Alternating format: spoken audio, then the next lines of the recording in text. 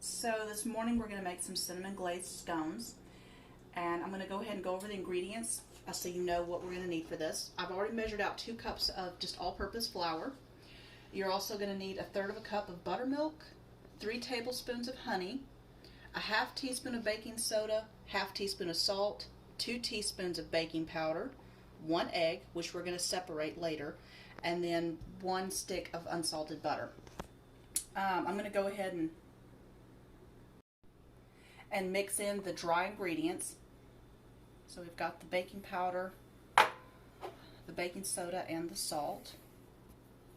And we're just going to give that a quick stir.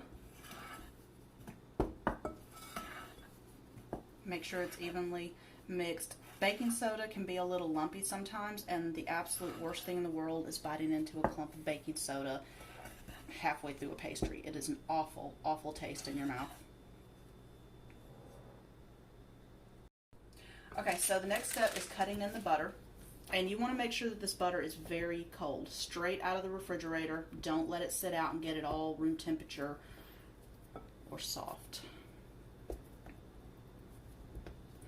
I'm going to cut it in with this pastry cutter. This is a vintage one from the 60s, belonged to my grandmother, and I like these a lot better than the ones that they make now. It's got more wire to it, and it breaks down the butter a lot easier. And you're just going to cut this in until it's like big crumbs, really. You just want all the butter to be blended with the flour evenly.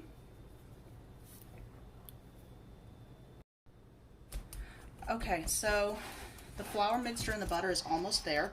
You can see how it's got the large crumbs of butter mixed with flour in there.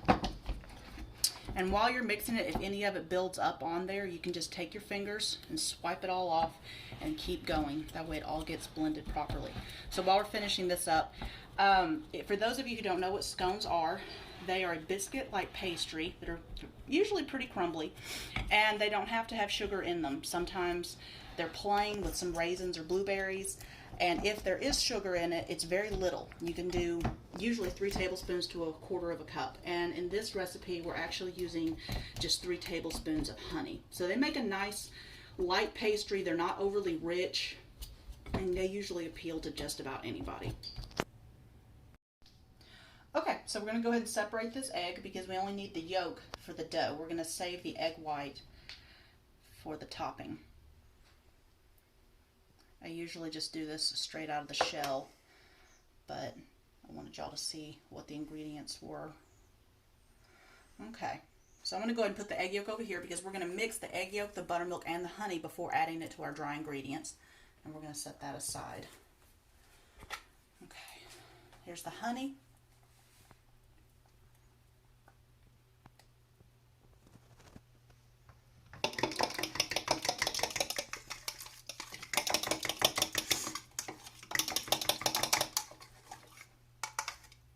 Alright, we're adding this to our dry ingredients.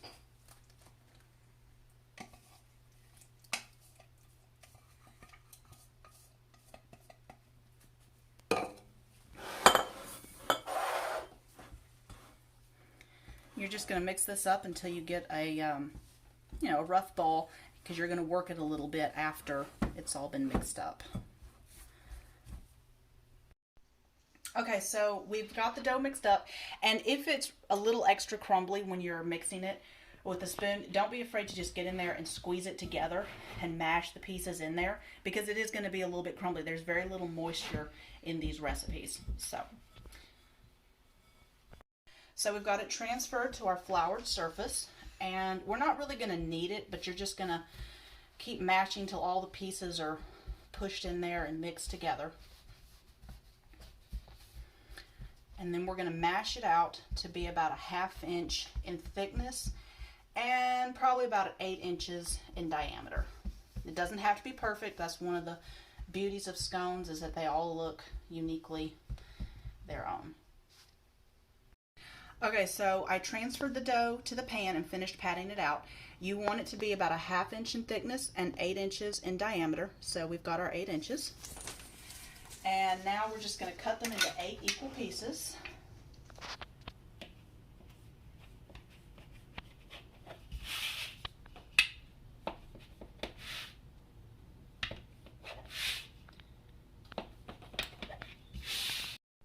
Okay, I don't separate mine completely, but I do kind of shift them out of their circle, giving them the room to kind of spread and rise as they need to. So you're just going to kind of lift and drag. See, you get these little gaps in the circle.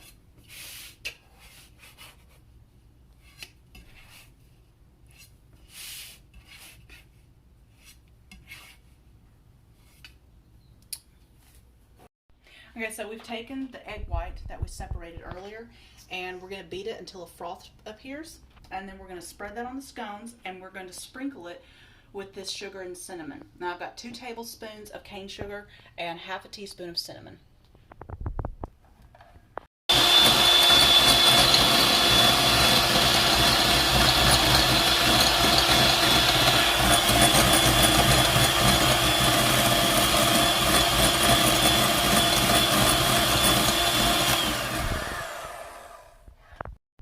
Okay, so we've got our froth going on with our egg whites here, and we're going to brush it on top of the scones.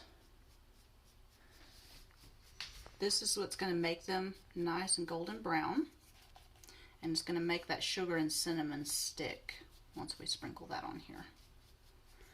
And you do not have to use up all of this egg white, just however much to put an even coat on top of each one.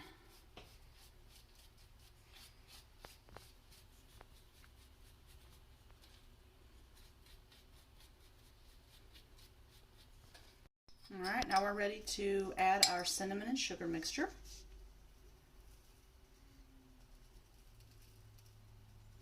And it's okay if it's going to be a little bit thick on there. These are going to take on kind of a cinnamon roll flavor once they're done baking, so you want a good bit of that coating on there.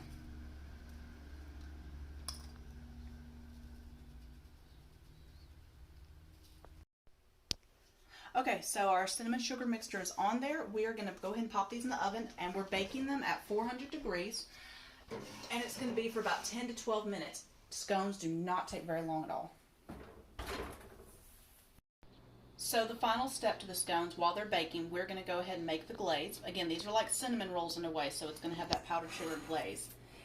And I'm putting in a cup of powdered sugar, and we're going to start with 2 tablespoons of milk. You can use half and half, heavy cream, whatever you have on hand. And I'm sad to say that I'm out of vanilla flavoring. I'm sure through this coronavirus there's a lot of people that are out of a lot of ingredients. You don't have to have it, so don't feel like it's going to ruin this. We're going to blend this up till it's smooth and set it aside.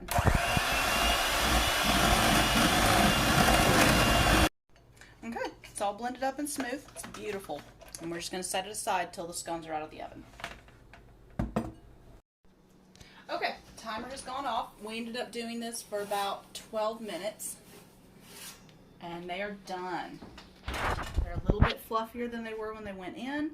You see how crumbly they are, as scones are supposed to be.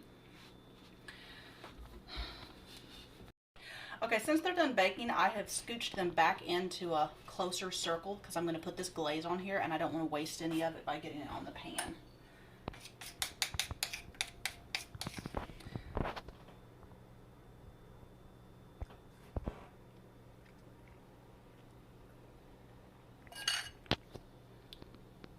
You're just going to make these circles of icing until you use up all that you've got.